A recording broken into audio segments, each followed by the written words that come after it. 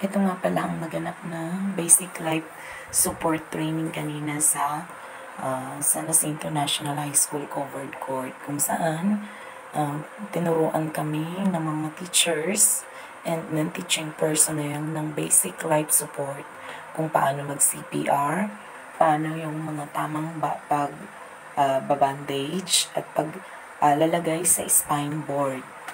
Okay, so ayan, nakakatuwa at ang saya kasi lahat kami ay nakapag-subok kung paano mag-CPR at kung paano lahat gawin yung kanilang pinapatrain.